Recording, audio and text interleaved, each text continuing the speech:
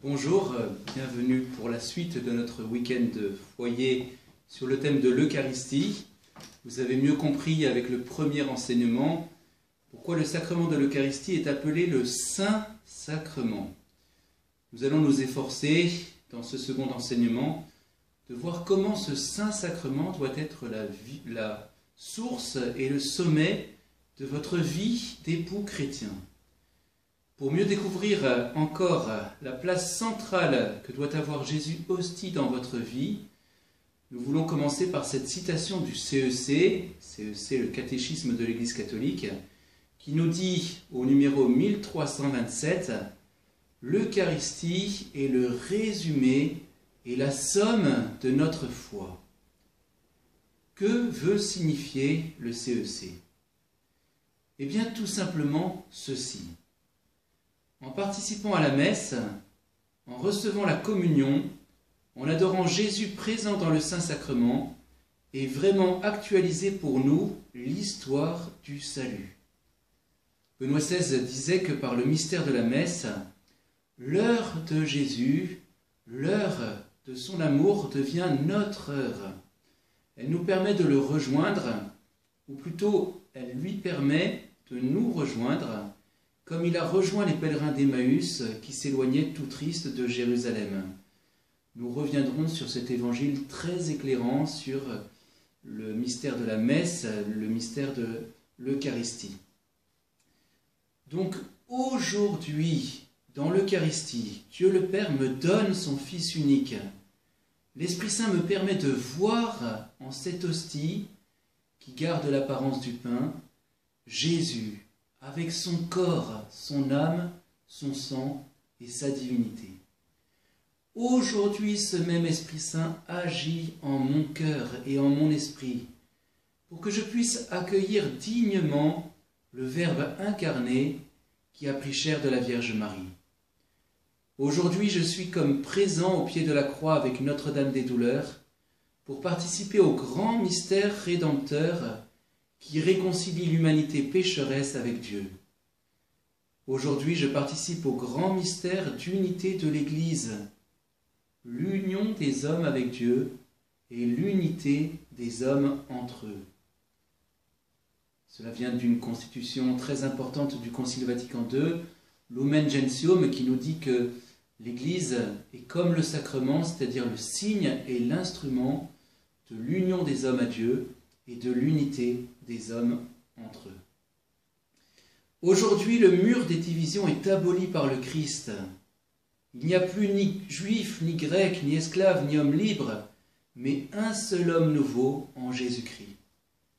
Aujourd'hui, j'accueille, avec le don de l'Eucharistie, le gage de la vie éternelle, et je grandis dans l'espérance de voir Dieu de mes propres yeux. Aujourd'hui, je vis dans la communion des saints, avec tous les membres vivants de l'Église, du Saint-Père au plus petit des fidèles, en communion avec tous les anges et tous les saints, et avec les âmes du purgatoire.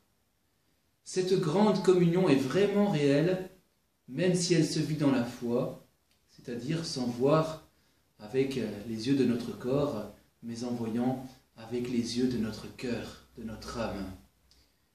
Oui, il est grand, le mystère de la foi.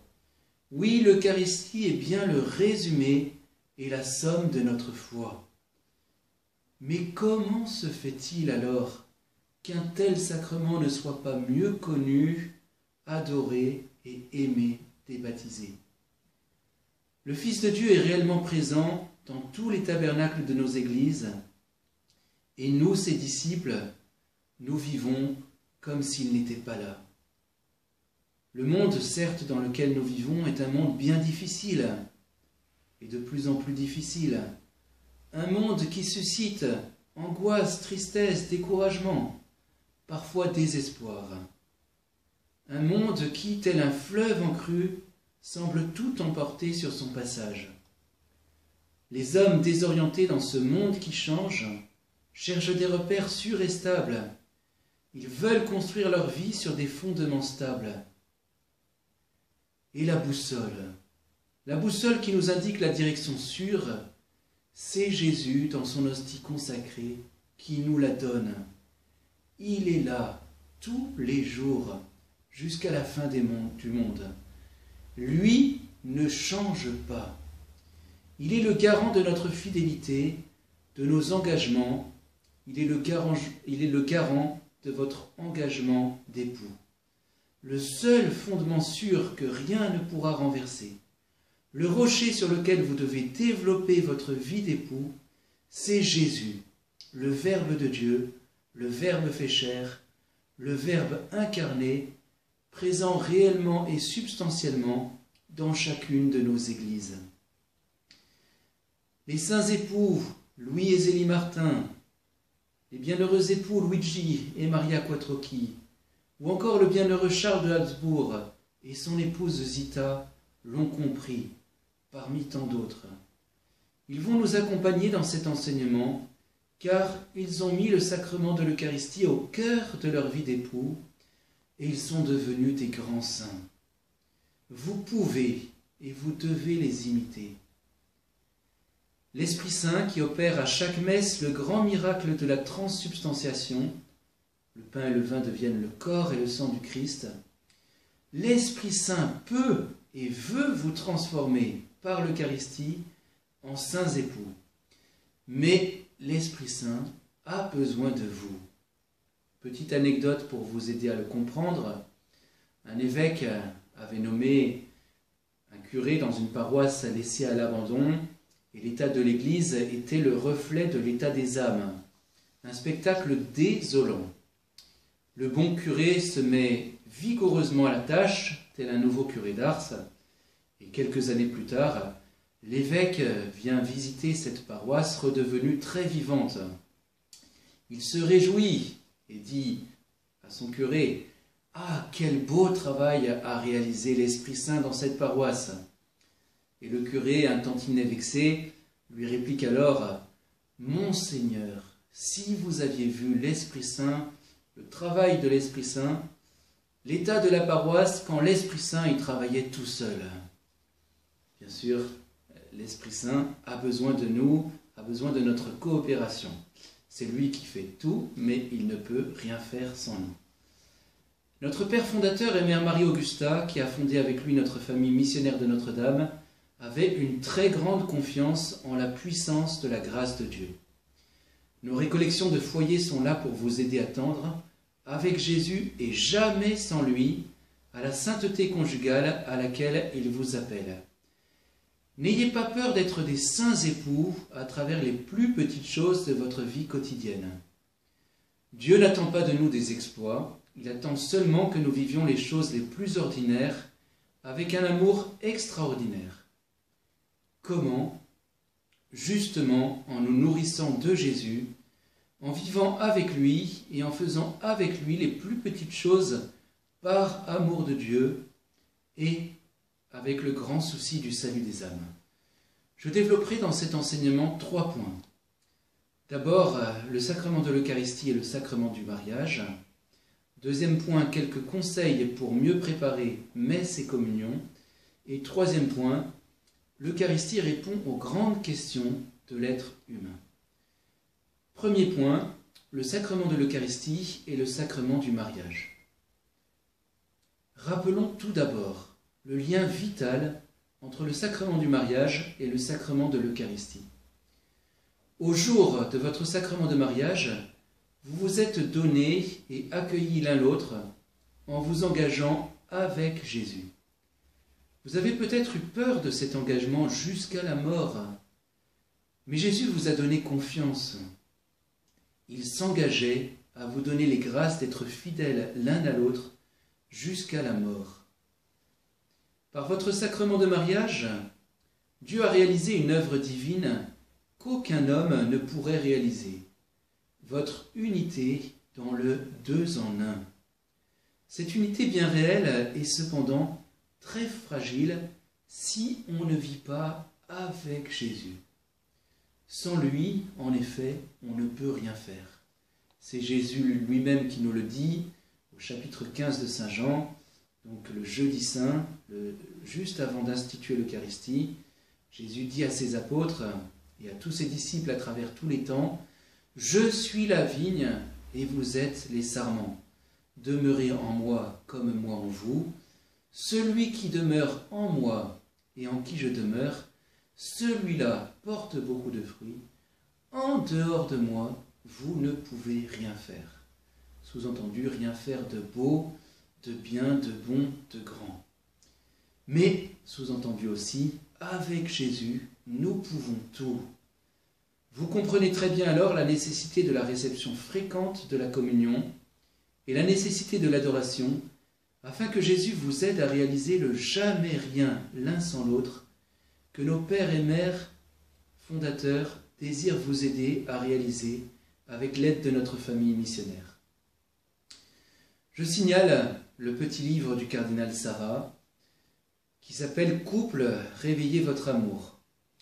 Ce livre reprend des enseignements donnés à Lourdes en mai 2019 à l'occasion d'une retraite qu'il y avait prêchée à l'attention des couples. Le cardinal souligne le lien entre le mariage chrétien et la messe. Le mariage chrétien reçoit, au moment où il est célébré, une bénédiction particulière, la bénédiction nuptiale par laquelle le Christ consacre l'union des époux. Cette bénédiction, souligne le cardinal, reçoit sa pleine signification quand le mariage est célébré au cours de la messe. Les époux y deviennent vraiment une seule chair dans la chair du Seigneur qui continue de se livrer pour nous. C'est pourquoi, ajoute le cardinal, la prière des époux doit toujours être une prière eucharistique, une prière toujours reliée à la Sainte Messe, comprise comme saint sacrifice, où les époux peuvent et doivent se ressourcer. Comprenez plus en profondeur à quelle unité vous êtes appelés. Bien sûr, l'union des corps, dont parlait sans peur Karol Wojtyla, le futur Jean-Paul II, est importante à votre épanouissement, mais cette union ne vous permettra pas de vivre en plénitude votre deux en un s'il n'existe pas une union plus importante encore, la vraie communion de vos personnes. Le jamais rien l'un sans l'autre, c'est la communion des personnes, à l'image de la communion des personnes divines, communion qui réalise la prière de Jésus, ut sint unum, qu'il soit un. Faisons l'homme à notre image comme notre ressemblance, dit Dieu au début du chapitre de la Genèse, du premier chapitre de la Genèse, donc Genèse chapitre 1, versets 26 et 27. Faisons l'homme à notre image comme notre ressemblance. Dieu créa l'homme à son image, à l'image de Dieu il le créa. Homme et femme, il le créa.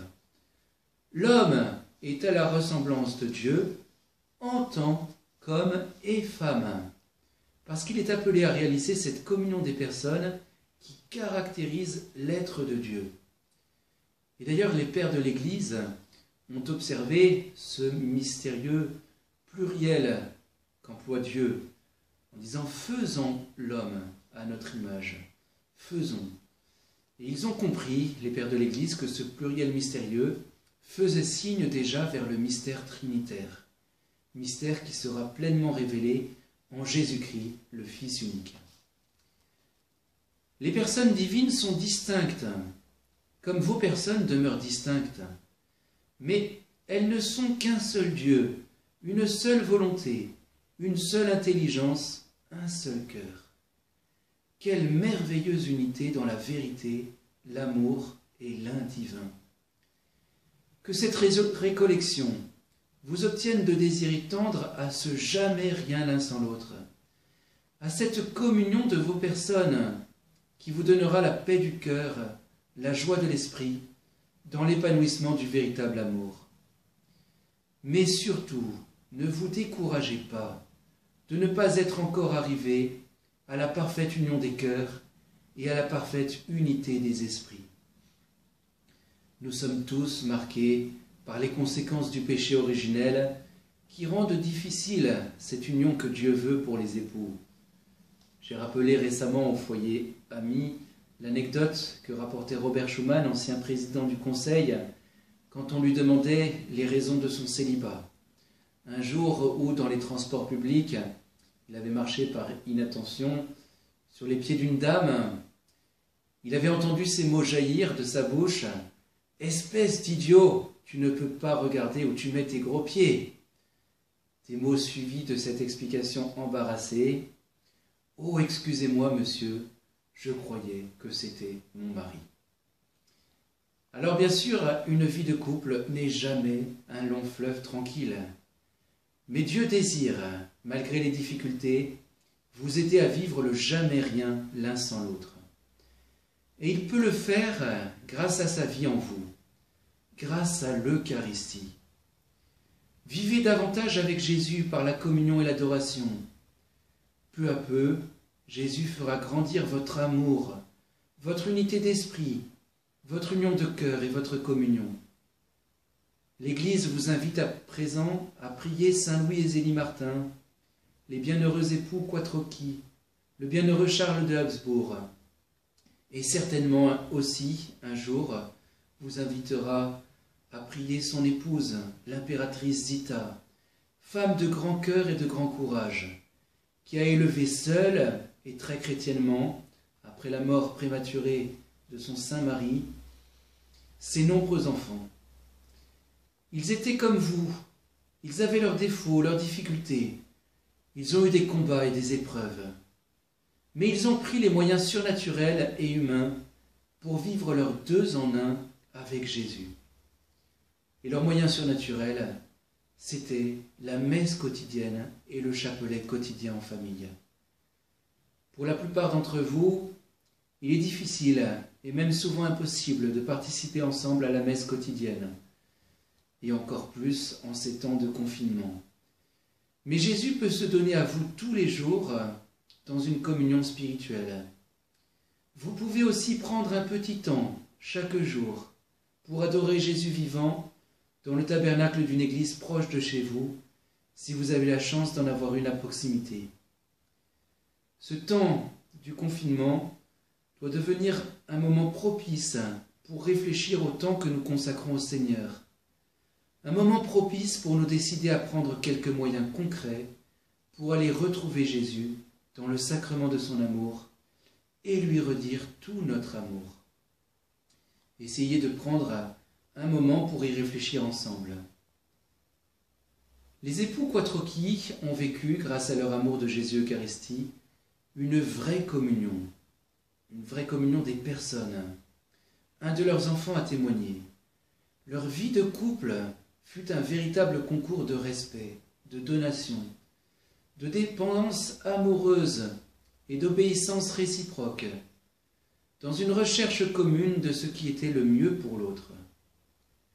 Alors en entendant cela, on pourrait idéaliser, mais cela ne veut pas dire qu'ils ont vécu sans combat, ni difficulté, ni épreuve.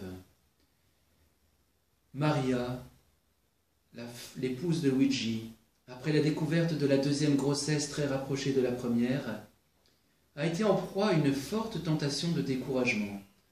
Elle a été littéralement prise de panique, pensant « je n'y arriverai jamais ».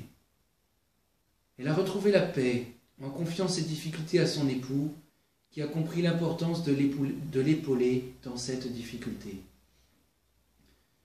Autre épreuve, la crise spirituelle qu'a traversée Luigi.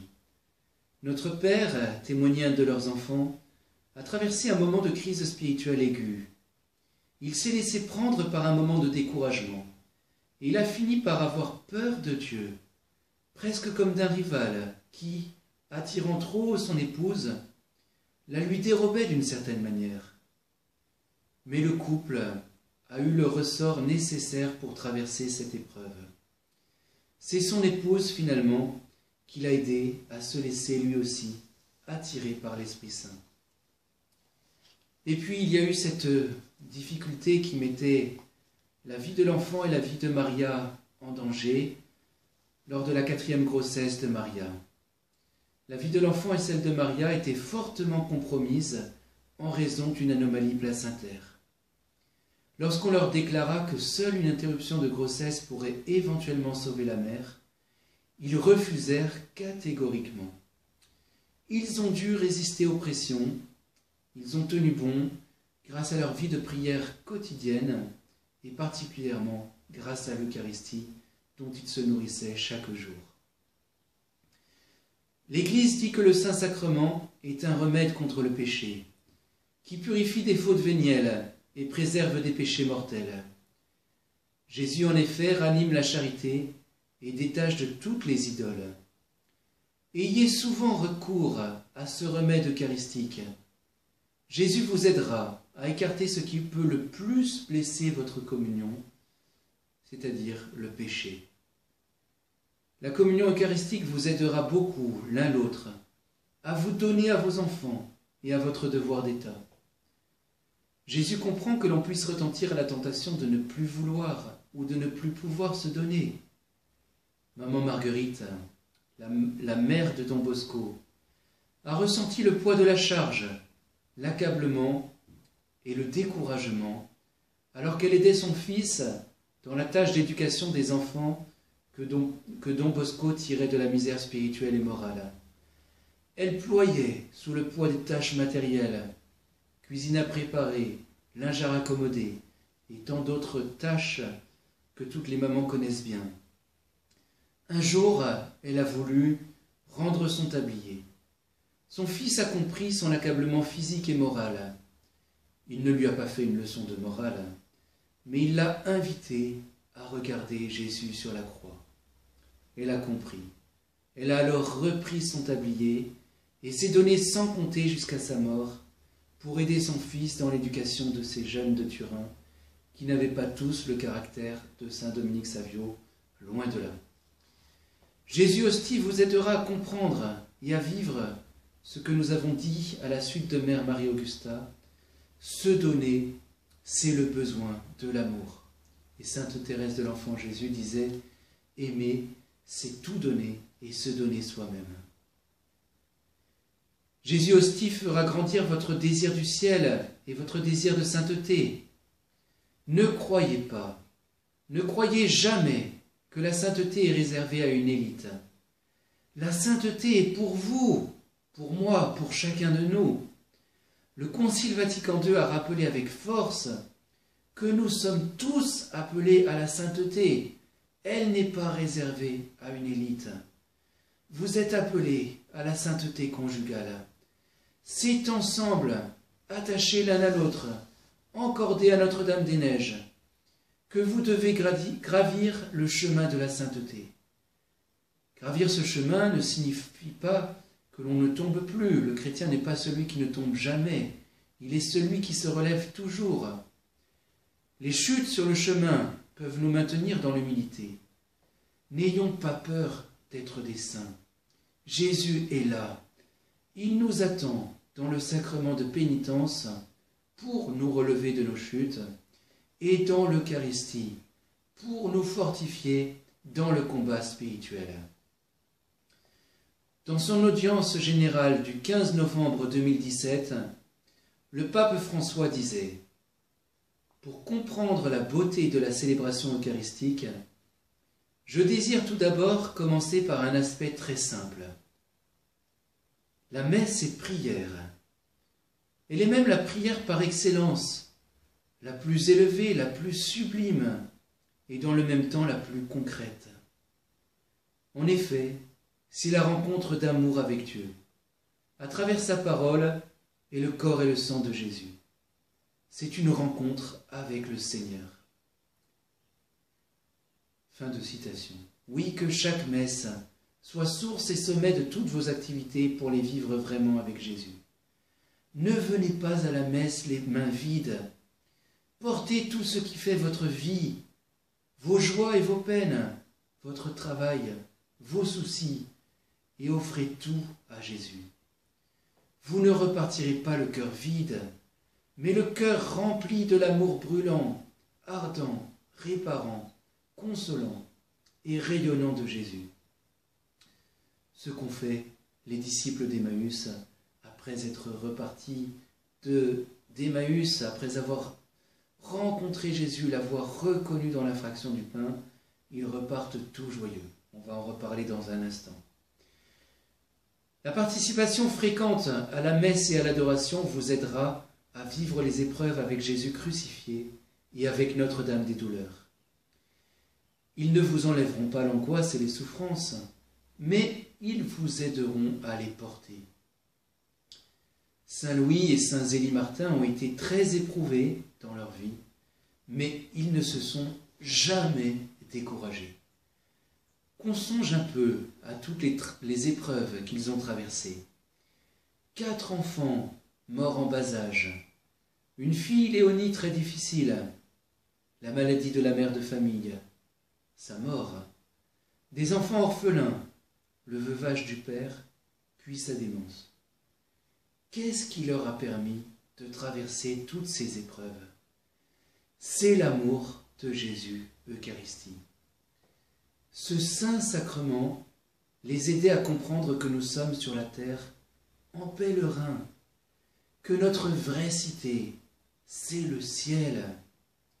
La participation à l'Eucharistie vous permettra, à vous aussi, de vivre réellement la communion avec tous les habitants du ciel et les âmes du purgatoire, et d'en tirer tous les bénéfices pour votre vie.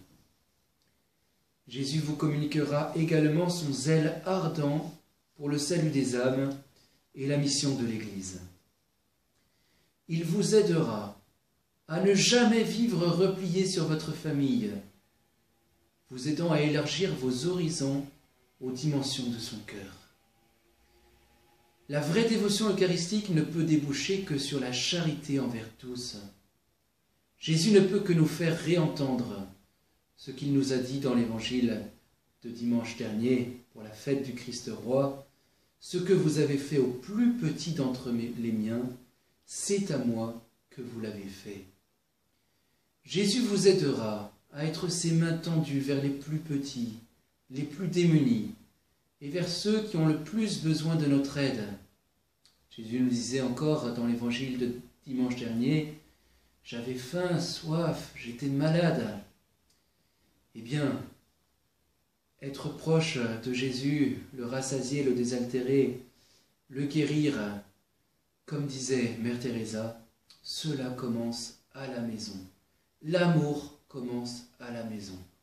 Développons notre attention envers nos enfants dans leurs besoins matériels et spirituels. Aidons aussi nos enfants à développer leur attention pour leurs frères et sœurs, pour leurs amis et pour ceux qui les entourent. Deuxième point, quelques conseils pour mieux préparer la messe et la communion. Saint Jean-Paul II continue à nous parler par ses écrits. Il veut nous dire en cet enseignement, « Chaque jour, mes yeux se sont concentrés sur l'hostie et sur le calice, dans lesquels le temps et l'espace se sont en quelque sorte contractés, et dans lesquels le drame du Golgotha s'est à nouveau rendu présent avec force, dévoilant sa mystérieuse contemporanéité. » Encore une fois, l'heure de Jésus devient notre heure. Chaque jour, ma foi m'a permis de reconnaître dans le pain et le vin consacré le divin pèlerin qui, un certain jour, fit route avec les 2 disciples d'Emmaüs pour ouvrir leurs yeux à la lumière et leur cœur à l'espérance. Donc vous trouvez cela, l'évangile des disciples d'Emmaüs, au chapitre 24 de Saint Luc, versets 13 à 35. Que Saint Jean-Paul II nous aide, chacun et chacune, à mieux préparer, avec un cœur ardent, notre messe et notre communion.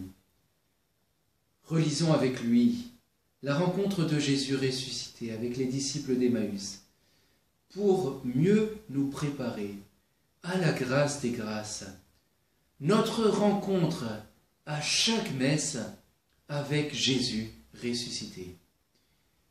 Oui, cette rencontre est vitale, comme le disaient les premiers chrétiens, qui risquaient leur vie chaque fois qu'ils allaient à la messe. Sine dominico non possumus. Sans le dimanche, nous ne pouvons pas, sous-entendu, nous ne pouvons pas vivre.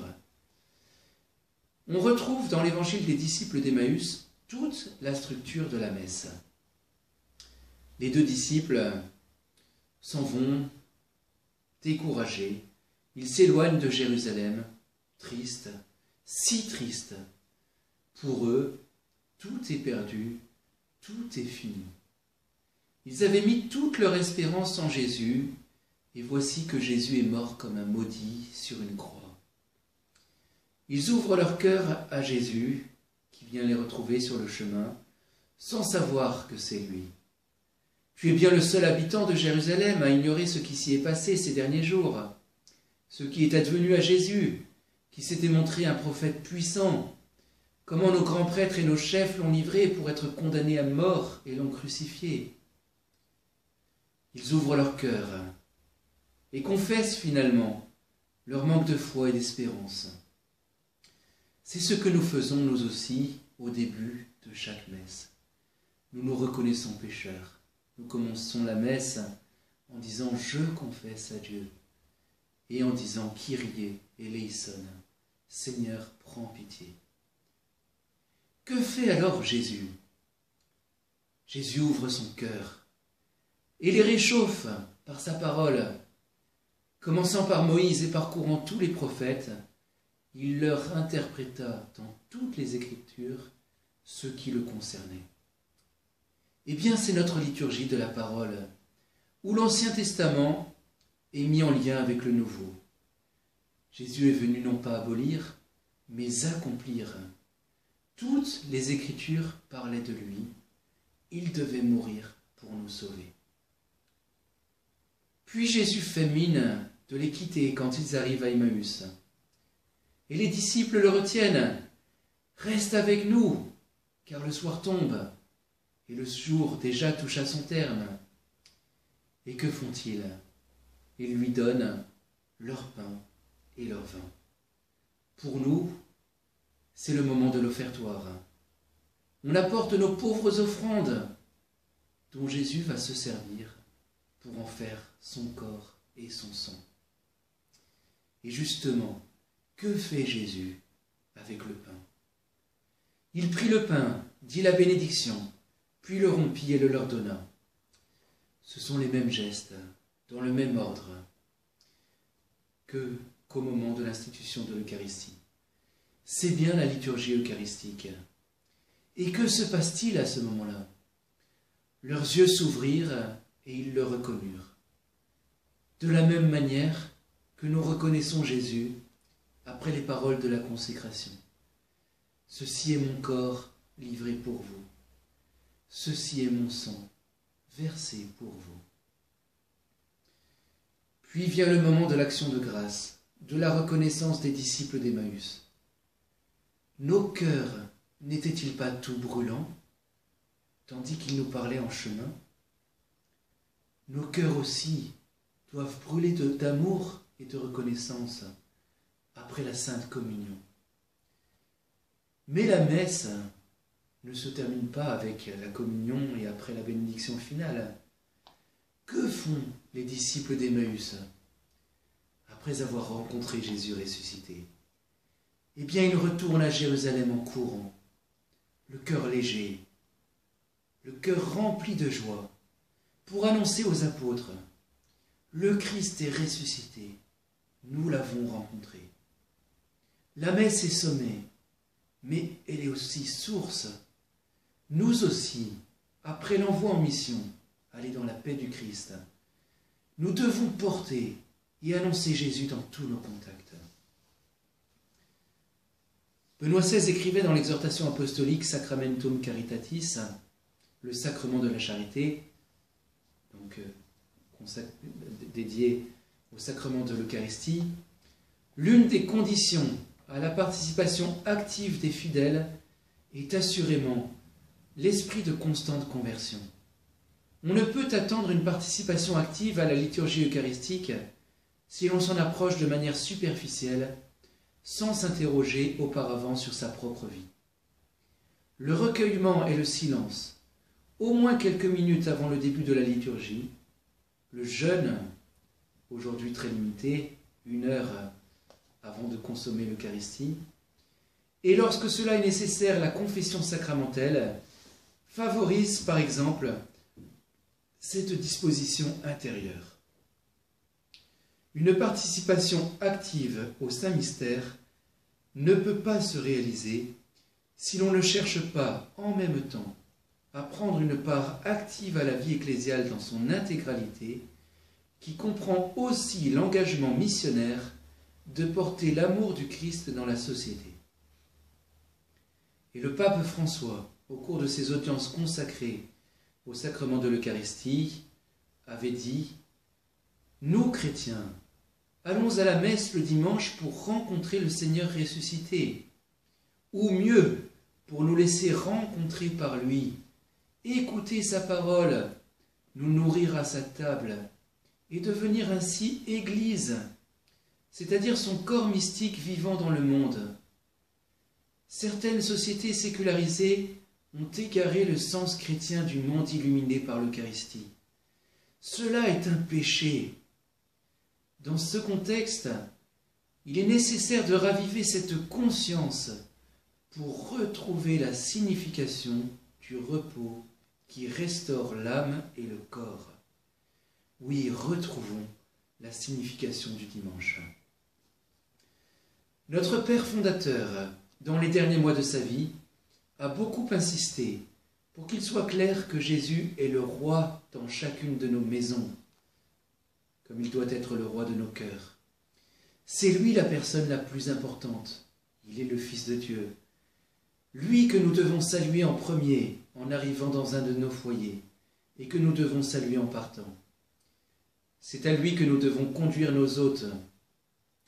Le lieu le plus important de nos foyers n'est pas la salle à manger. Bien sûr, c'est important, on y rassasie les corps. Mais l'église ou la chapelle sont des lieux autrement plus importants. Car Jésus vient y rassasier nos âmes. Jésus doit y être vraiment honoré par un beau canopé, ce voile qui entoure le tabernacle, qui est de la couleur du temps liturgique vécu par l'Église. Il doit y être honoré par de belles nappes. Tout doit respirer autour de l'autel, sur l'autel, le sacré, la beauté, la propreté, dans la simplicité. La liturgie doit toujours être vécue dans la beauté, la propreté, cette simplicité et ce sens du sacré. Notre Père fondateur était énergique pour que nous donnions un témoignage de notre foi en la présence réelle de Jésus par une belle génuflexion et par une tenue digne. En certaines circonstances, ce témoignage peut être difficile à donner et nous pouvons être tentés par le respect humain. Peu importe, même si nous sommes les seuls à faire une génuflexion, même si l'on se moque de nous, donnons sans peur ce témoignage de la présence de Jésus. Jésus en sera grandement consolé. Benoît XVI s'est efforcé d'éduquer les baptisés au respect de Jésus hostie et au sens du sacré. Il a décidé dans les liturgies qu'il présidait de ne plus donner la communion dans la main à ceux qui venaient communier de sa main. Il n'a pas cependant interdit la communion dans la main, mais il a montré sa préférence. Benoît XVI a insisté sur le silence avant la célébration de la messe. Nous voulons éduquer également au silence dans l'Église, la maison de Dieu. Dans le silence, Dieu parle à nos cœurs. Ne craignons pas, après la messe, de rester quelques minutes pour prolonger notre action de grâce, notre colloque, notre cœur à cœur avec Jésus, qui pour nous s'est fait l'hôte de nos âmes. Nous en arrivons au troisième et dernier développement de cet enseignement. L'Eucharistie répond aux grandes questions de l'être humain. Oui, le mystère de l'Eucharistie répond aux grandes questions existentielles de l'homme. Sa grande soif, même si elle n'est pas toujours consciente, est de voir Dieu. C'est en voyant l'hostie consacrée qu'André Frossard a été converti. N'ayons pas peur de conduire nos enfants et nos amis devant Jésus hostie. Comme le disait le curé d'Ars, comme l'a répété aussi si souvent notre Père fondateur, Il est là. Jésus est là.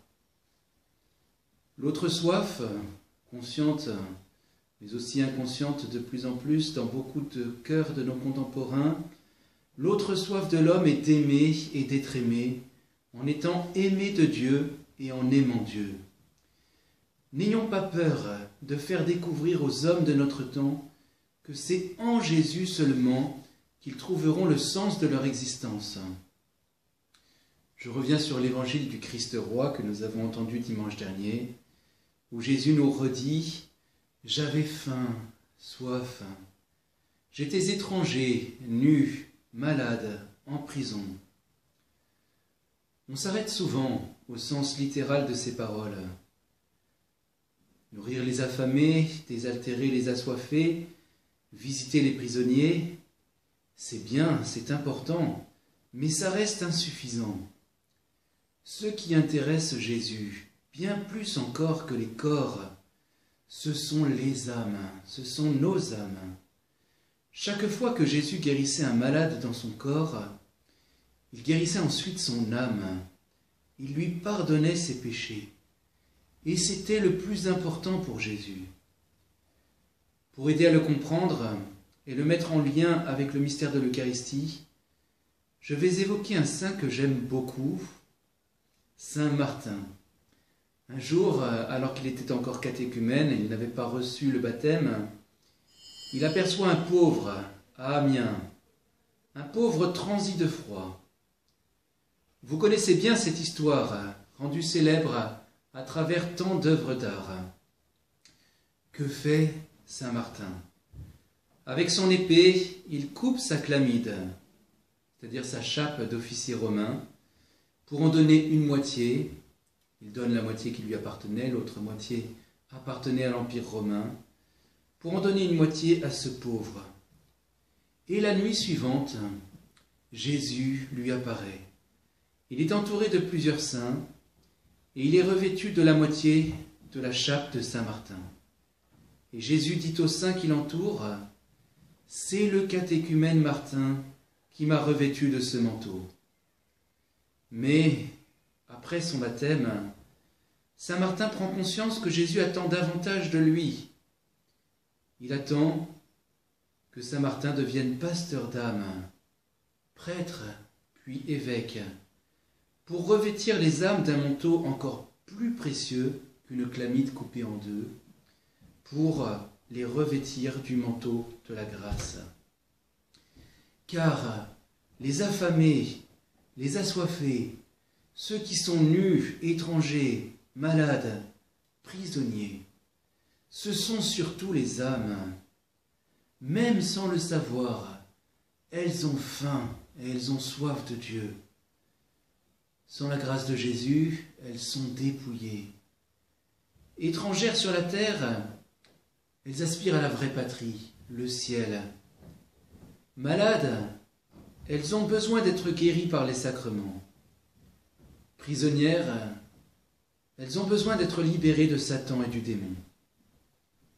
Alors, pour nous rassasier, nous enrichir, nous revêtir, nous guérir, nous libérer, et finalement pour nous faire entrer au ciel, Jésus pour nous s'est fait hostie. Dans sa passion, il est affamé, il est assoiffé, et il le crie sur la croix, « J'ai soif, soif de nos âmes ». Dans sa passion, Jésus est nu, prisonnier, au point de ne plus pouvoir bouger les mains et les pieds. Ses mains et ses pieds sont transpercés par les clous. Mais cette passion se poursuit dans l'hostie consacrée. Là, pour nous, Jésus continue d'être affamé et assoiffé de notre amour. Il continue d'être dépouillé de tout.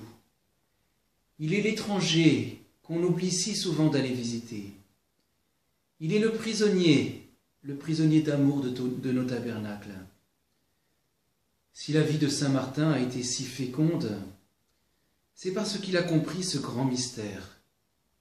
Jésus est vraiment roi d'amour, et en l'adorant dans l'hostie consacrée, nous contemplons ce mystère d'amour, nous pouvons redire, émerveillés avec saint Paul, « Il m'a aimé, il s'est livré pour moi ». Alors, à notre tour, aimons-le, entourons-le, et laissons-le nous aimer et nous transformer. Les saints époux Martin, les bienheureux Luigi et Maria Quattrocchi, le bienheureux Charles de Habsbourg et son épouse Zita se sont laissés transformer par le Christ en le rencontrant dans l'hostie et en se nourrissant chaque jour du pain de vie. Une seule fois, Charles et Zita de Habsbourg en ont été privés pendant 3 semaines.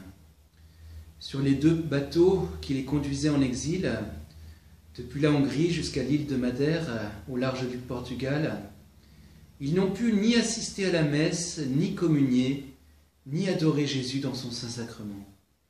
Il n'y avait aucun prêtre avec eux. Ce fut pour tous les 2 une grande souffrance. La foi des époux Quattrocchi, alimentée quotidiennement par l'Eucharistie, a été incroyablement féconde. Leurs 4 enfants, comme les 5 filles des époux Martin, ont consacré leur vie au Christ. Jean-Paul II le soulignera dans son homélie pour leur messe de béatification. De ce terrain spirituel si fertile sont nées des vocations au sacerdoce et à la vie consacrée, qui démontrent combien le mariage et la virginité, à partir de leur enracinement commun dans l'amour sponsal du Seigneur, sont intimement liés et s'illuminent réciproquement. L'Eucharistie, gage de notre résurrection, répond à une autre grande question de l'homme qui désire le salut total de son être, son âme spirituelle et son corps.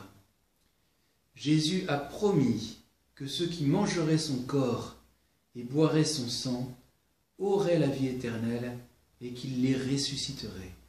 Saint Jean, chapitre 6. Dans le sacrement de l'Eucharistie, les hommes trouvent aussi la réponse de Dieu au mystère du mal qui angoisse et décourage tant d'hommes. L'Eucharistie, en tant que saint sacrifice, sacrifice sacramentel, nous fait participer à la victoire du Christ sur le péché, le mal et Satan.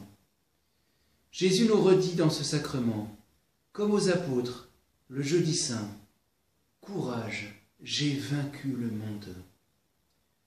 Et il nous associe à sa victoire. L'Eucharistie répond encore au désir de bonheur et de joie de tout homme. Elle nous permet de participer déjà au festin messianique, aux noces de l'agneau, source de grand bonheur et de joie profonde. Oui, heureux les invités au festin de noces de l'agneau. L'Eucharistie répond encore à bien d'autres désirs de l'homme. Citons-en un dernier, de grande actualité, le désir de la paix et de l'unité entre les hommes. Pas une paix superficielle, bâtie sur une fausse tolérance et des micro-valeurs communes, mais une paix solide qui se fonde sur les valeurs non négociables, le respect absolu de la vie et de la famille, fondée sur l'alliance indissoluble entre un homme et une femme. Une paix que seul Jésus peut venir apporter au monde et aux âmes. L'Eucharistie est vraiment le sacrement de la communion, parce que la messe est le sacrifice de la croix actualisé, et par ce saint sacrifice, Jésus fait tomber les murs de division entre les hommes de bonne volonté. En tant que sacrement de communion, l'Eucharistie réalise, comme je le disais au début de cet enseignement, l'union des hommes avec Dieu et l'unité des hommes entre eux. Quels signes, quels beaux signes ont été donnés aux hommes de notre temps par les messes des Journées mondiales de la jeunesse, avec Saint Jean-Paul II, à Czestochowa, Paris, Rome et en tant d'autres lieux, par Benoît XVI à Cologne et à Sydney, par le pape François à Rio de Janeiro et en d'autres lieux. Cette unité, on la touche du doigt quand on participe au JMJ, particulièrement au moment de la grande veillée d'adoration du samedi soir. Des millions de jeunes, à genoux avec le pape, en silence, en contemplation devant Jésus hostie. Humainement, c'est inexplicable. Seul Jésus peut créer cette unité. Seul Jésus peut opérer cette unité des esprits dans la vérité et cette union des cœurs dans la charité. J'en arrive à la conclusion de cet enseignement. Les époux chrétiens et la messe dominicale. Saint Jean-Paul II, avant l'an 2000, a insisté pour la sanctification du dimanche, jour du Seigneur. Préparons mieux nos dimanches et sanctifions-les en famille. Que cette année si spéciale, marquée par 2 confinements, où beaucoup d'entre vous ont dû être contraints de suivre les messes par retransmission, attise en nous la faim et la soif de l'Eucharistie. Depuis hier, enfin, les messes sont rendues aux fidèles, rendues, comme s'il y avait besoin de leur rendre la messe. Mais à quel prix et avec quelle restriction? Aucun motif ne peut et ne pourra jamais justifier l'interdiction des messes. Alors, comme l'évangile de ce premier dimanche de l'Avent nous y invite, restons vigilants. Prenons de plus en plus conscience de la grandeur de ce jour où Jésus vient à nous, où nous rencontrons le Christ ressuscité, qui vient transformer nos peines en joie, qui vient nous nourrir pour que nous remportions avec lui la grande victoire de l'amour, qui vient nous revêtir de l'habit de la grâce, qui vient nous rendre saints. Chaque dimanche nous prépare au dimanche éternel que sera la vie éternelle. C'est un besoin essentiel, c'est le besoin essentiel. Par la liturgie dominicale, nous rencontrons vraiment Dieu. Il nous parle par sa parole, il nous nourrit par l'Eucharistie, il nous rassemble dans la paix et la joie des enfants de Dieu. Oui, qu'il est bon pour des frères et des sœurs en Jésus de vivre saintement leur dimanche. Saint dimanche, saint avant, dans la joie d'accueillir en ce prochain Noël le roi des rois et seigneur des seigneurs, qui annonce dans le dépouillement de la crèche le dépouillement de l'hostie. Et ensemble, à la fin de cet enseignement, tournons-nous vers la Vierge Marie, celle par qui l'incarnation a été possible, celle qui fut le premier tabernacle de l'histoire, celle que saint Jean-Paul II aimait présenter comme la femme Eucharistie. Nous disons ensemble: